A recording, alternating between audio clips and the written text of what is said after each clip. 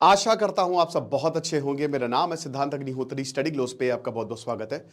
मेरे दोस्तों, मेरे भाइयों, मेरी बहनों, भीषण युद्ध होने वाला है, ऐसा लग तो रहा है। अब आपको युद्ध का नाम सुन के बड़ा मजा आ जाता है, लेकिन दोस्तों ये सही नहीं है, क्योंकि इजराइल फिर से ईरान के ऊपर न्यूक्लियर स्ट्राइक्स करने वाला है। क्यों करने वाला है, बात करेंगे। ट्रंप को इन्होंने ब्रीफ कर दिया है। डोनाल्ड ट्रंप ने, आपको बात पता होगा कि परसों ही जो है वो सीरिया के ऊपर स्ट्राइक्स कर दी। सीरिया के ऊपर हमला था। ये जो छोटे मोटे देश हैं, इनकी कोई औकात होती नहीं है। तभी न्यूक्लियर पावर बड़ी ज़रूरी है, पर nuclear power on the other hand बड़ी खतरनाक भी है। तो अब बेंजामिन नेतन्याहू ने ये बोला है, मतलब अभी वैसे तो 29 दिसंबर को मिलने वाले हैं मारा लागू, जहाँ पे डोनाल्ड ट्रंप की बड़ी प्रॉपर्टी है। बढ़िया एप्स्टीन फाइल्स पे लेक्चर लाऊं क्या? वैसे एप्स्टीन फाइल्स क्राइम अफेयर्स को सब्सक्राइब करें। मैंने 1 घंटे का वीडियो उस पर लिया है पूरा, और आज नहीं 4-5 महीने पहले तब मैंने बताया था कि भाई ये आदमी कैसे, देखिए शौक बड़ी चीज़ है ना। सिंपल सा बिजनेस कंसेप्ट था। छोटी छोटी लड़कियों को लेकर आओ, जो पैसे वाले होते हैं ना, उनके पास ना, मतलब वो ये सब चीज़ें कर करके बोर हो जाते हैं। मैं बहुत ही ओपन बोल रहा हूँ आपको, ये सच है, सच्चाई है। उनको लगता है क्या नया करें, तो अजीब व गरीब चीज़ें ट्राई करते हैं, जिसमें ड्रग्स भी आता है और पता नहीं क्या क्या आता है। ठीक है, पैसा इंसान को ना पागल बना देता है।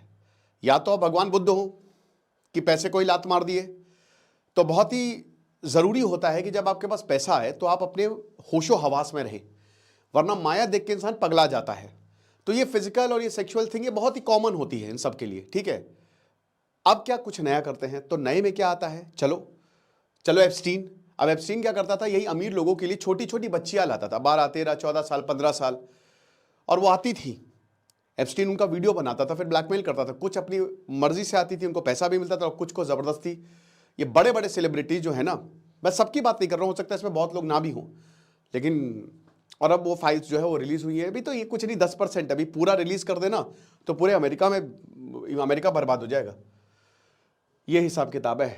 तो यही प्रेसिडेंट डोनाल्ड ट्रंप भी जो है वो मिलने वाले हैं बेंजामिन नेतन्याहू से। अब ईरान का जो बैलिस्टिक मिसाइल एक्टिविटी है उसको लेकर कंसर्न है, और मुझे लगता है कि इजराइल बिल्कुल सही कर रहा है।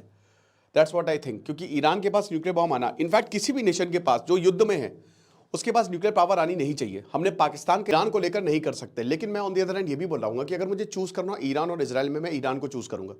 क्योंकि पहली बात, भारत के बहुत अच्छे रिश्ते, दूसरी बात ईरान के लोग इतने अच्छे हैं, इतने बढ़िया हैं। ईरान, सीरिया, अफगानिस्तान, इन सब की जो मेहमान नवाजी है ना, आप ईरान जाएंगे आप लोगों के मंत्रमुग्ध हो जाएंगे।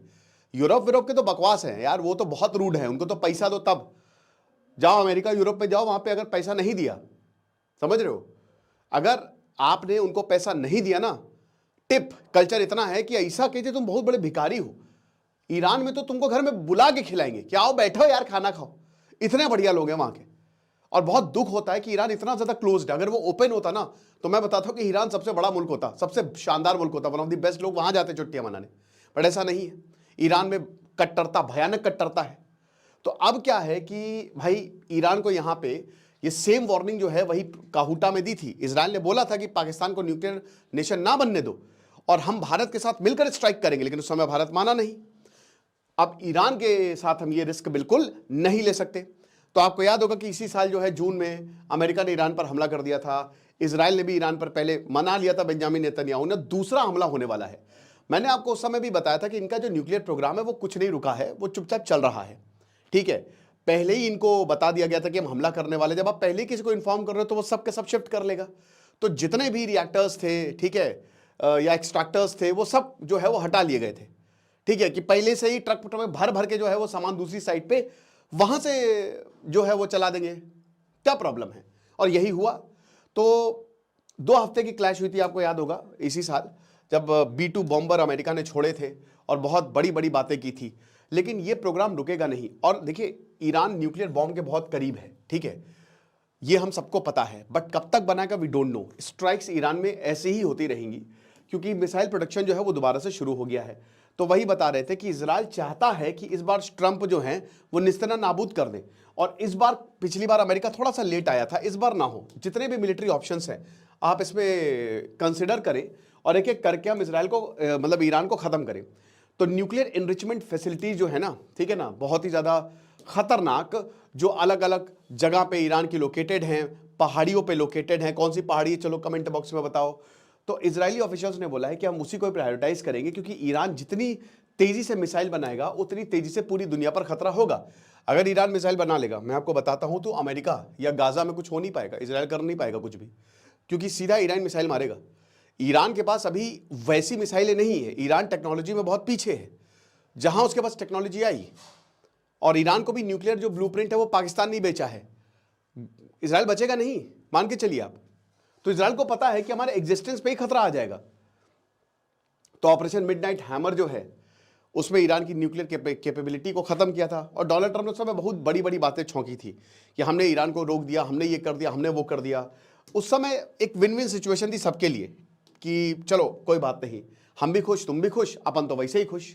तो ये B2, अरे यार ये तो आगे, ये फॉर्दो, नतान्ज और इस्फहान, नतान्ज सबसे बड़ा न्यूक्लियर इनकी फैसिलिटी है, लेकिन यहाँ पे सब जगह से शिफ्ट कर लिया गया था, ठीक है। तो B2 बॉम्बर ने हमला तो बढ़िया किया था, बट अब फिर से ये चीज़ें हो रही हैं। अब देखिए इसके मायने क्या है, मायने यही है कि ईरान जब जब यहाँ पे भनक पड़ेगी ना, ईरान धीमे धीमे आगे बढ़ रहा है, और ईरान जो है ना वो क्लोज आता जा रहा है न्यूक्लियर बॉम्ब के। हमने कई बार आपको बताया था, ठीक है।